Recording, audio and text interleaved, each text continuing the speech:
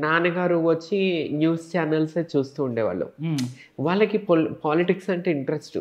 అవి చూస్తూ వాళ్ళు చేసే డిస్కషన్స్ ఇంటూ, అదే విధానంగా మన నందమూరి తారక రామారావు గారు ముఖ్యమంత్రిగా ఉన్నప్పుడు మా పెద్దనాన్నగారు సింహాద్రి సత్యనారాయణ గారు హ్మ్. దేవాదాయ శాఖ మంత్రిగా చేశారు.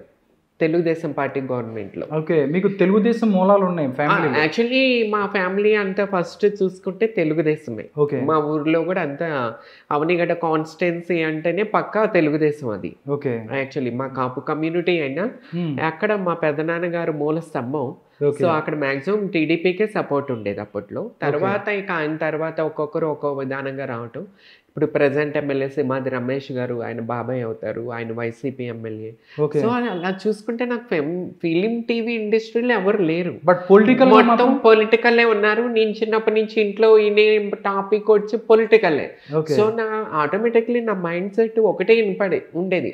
పొలిటికల్ పలానా అతను ఎమ్మెల్యే, పలానా అతను మంత్రి, పలానా టీడీపీ, పలానా కాంగ్రెస్. హ్మ్. అవి ఇంటూ సోనియా గాంధీ, రాహుల్ గాంధీ ఇవి ఇంటూ పైగా నాకు వంగవీటి మోహన్ రంగా గారు అనేది మా తండ్రి గారు చెప్పిన మాటల ప్రకారం రంగా గారి గురించి మీ ఫాదర్ ఏం చెప్పారండి? నా తండ్రి నేను చిన్నప్పుడు ఊహ తెలియనప్పుడు నా తండ్రి రంగా గారి దగ్గర ఉండేవాళ్ళు. యాక్చువల్లీ మా డాడీకి నా తండ్రికి లారీలు బిజినెస్. ఓకే. ఆ టైంలో కొద్దిగా డబ్బులు రావాల్సి ఉండి రాకపోతే రంగా గారి దగ్గరికి వెళ్ళి అన్న నాకు ఇట్లా ప్రాబ్లం అని చెప్తే రంగా గారు ఆ ప్రాబ్లం సాల్వ్ చేశారు. హ్మ్. సో అప్పటి నుంచి నా తండ్రి ఎప్పుడు టైం ఉన్నా రంగా గారి దగ్గరే ఉండేవాళ్ళు. సో రంగా గారి గురించి ఇంటికి వచ్చి నాన్న చెప్తూ ఉంటుంటే అవి వింటూ పెరిగిన దాన్ని. ఓహ్! ఇక నాకు ఒకటే దైవం వంగవీటి మోహన్ రంగా గారు. విఎంఆర్.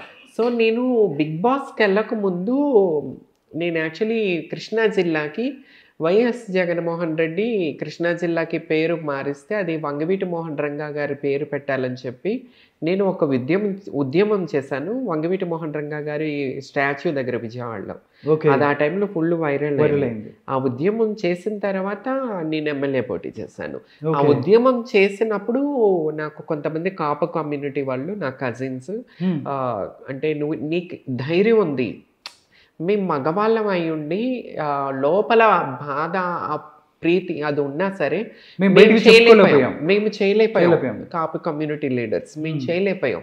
నువ్వు ఎంత గట్స్ ఉండి ఒక అమ్మాయి వెళ్ళి విగ్రహం దగ్గర నుంచి ఉద్యమం చేసావంటే నీ లోపల ఉంది లీడర్షిప్, మాట్లాడగలవు, యూ హ్యావ్ సమ్ టాలెంట్. అదే నేను ఉద్దేశంగా తీసుకుని ఎమ్మెల్యేగా నామినేషన్ వేయడం జరిగింది. ఓకే. మూలస్తంభం వంగవీటి మోహన్ రంగా గారి ఉద్యమం. ఓకే. వంగవీటి మోహన్ రంగా గారి గురించి తెలుసుకొని దాని తర్వాత ఆయనంటే ఇష్టపడి ఆయనంటే ఒక అభిమానంతో ఉద్యమం చేసి తర్వాత వచ్చిన నాకు కాపు కమ్యూనిటీ లీడర్స్ నుంచి వచ్చిన మెసేజెస్ చూసి సో ముందుకు వచ్చాను. ఓకే. ఓకే.